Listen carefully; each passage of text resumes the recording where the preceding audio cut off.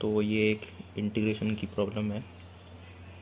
इसमें कई प्रकार की मिस्टेक्स हो सकती हैं सॉल्व करते टाइम। जैसे कि कई बच्चे क्या कर सकते हैं कि ये ten inverse one upon x है, तो अगर एक्स यहाँ पर अपन माइनस एक्स पुट करेंगे तो ten inverse one upon minus x, जो कि minus ten inverse one upon x हो जाएगा।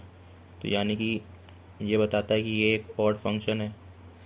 तो कई बच्चे क्या करेंगे, ये ऑड फंक्शन देखकर और ओरिजिन के अबाउट सिमेट्रिक लिमिट्स देखकर इसको जीरो आंसर कर देंगे। तो जीरो है वो एकदम गलत आंसर है। क्यों जीरो क्यों नहीं हो सकता? क्योंकि ये तो ऑड फंक्शन है, आपने देख लिया, पर इसके डेरिवेटिव को इंटीग्रेट करना है ना हमें।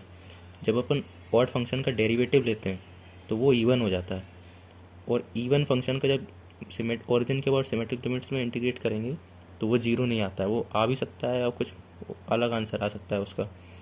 ये अपन बोल सकते हैं कि हमेशा जीरो तो नहीं आएगा इसका आंसर। पर अब इसका सही तरीका क्या होगा करने का? तो कई बच्चे तो इसमें क्या कलाकारी करते हैं कि ये डी एक्स से डी एक्स काट दिया। यानी कि बेसिकली ये क्या लिखा है कि किसी फंक्शन को डेरिवेटिव लेकर उसको इंटीग्रेट कर दिया। तो जनरली आप पढ़ते हैं कि किसी फंक्शन का डेरिवेटिव लेकर उसको इंटीग्रेट करते हैं तो वो फंक्शन सेम ही रहता है।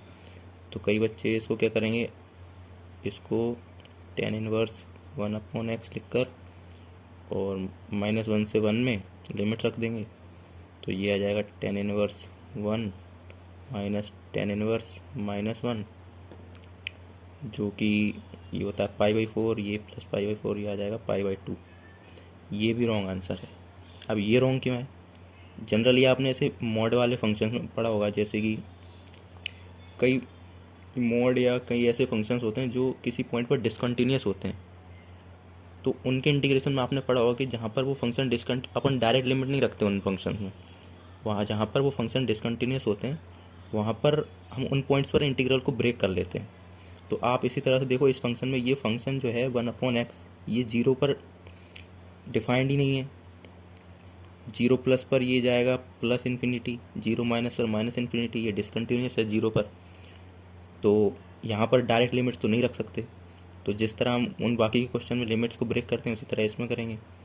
तो इसको सही तरीका जो होगा उसको हम इस तरह से करेंगे, माइनस वन से zero d by d x tan inverse one upon x d x plus zero से one d by d x tan inverse one upon x d x. अब यहाँ पर हम लिमिट्स रख सकते हैं। इसको ये इससे ये कट जाएगा इंटीग्रेशन और ये कट जाएगा डिफ्रेंशिएशन। तो ये आ जाएगा one upon x minus one से zero plus tan inverse one upon x zero से वन। अब ये यहाँ पर जीरो माइनस आएगा अपर लिमिट, क्योंकि यहाँ जीरो पर तो डिफाइंड ही नहीं, जीरो तो रख ही नहीं सकते। और यहाँ पर जीरो प्लस आएगा, लोअर लिमिट है इसलिए। तो टेन इनवर्स जीरो माइनस यानी कि नेगेटिव में माइनस इन्फिनिटी जाएगा ये। तो टेन इनवर्स माइनस इन्फिनिटी होता है minus pi by two, minus tan inverse minus one plus tan inverse one minus tan inverse, ये प्लस इन्फिनिटी जाएगा, टेन इनवर्स प्लस इन्फिनिटी होता है पाई बाई टू। तो यहाँ पर आप देखो तो ये tan inverse pi by four pi by four pi by two ये हो गया, और टेन इनवर्स जीरो माइनस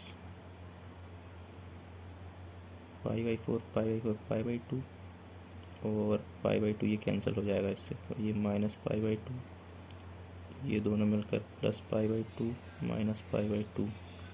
तो ये गया, तो ये आ जाएगा माइनस पाई बाई टू। ये करेक्ट आंसर होगा, ये होगा करेक्ट आंसर। अब इसका एक तरीका ये भी हो सकता है कि आप पहले इसको डिफ्रेंशिएट कर लो। तो ten inverse one upon x का आप जब डिफ्रेंशिएशन करोगे तो वो होगा minus one upon one plus x square.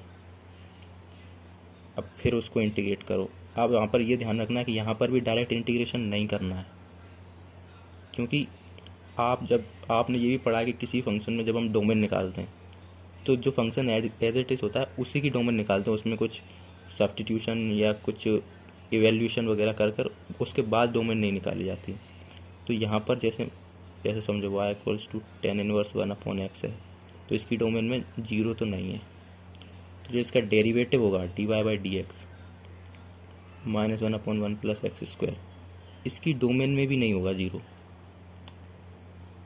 तो इसको इंटीग्रेट करने के लिए फिर से आपको लिमिट्स इस तरह से ब्रेक करनी पड़ेंगी, -1 से 0 -1/1 प्लस एक्स स्क्वायर प्लस 0 से 1 -1/1 प्लस एक्स स्क्वायर। अब आप इसको सॉल्व करोगे तो भी आंसर सेम ही आएगा।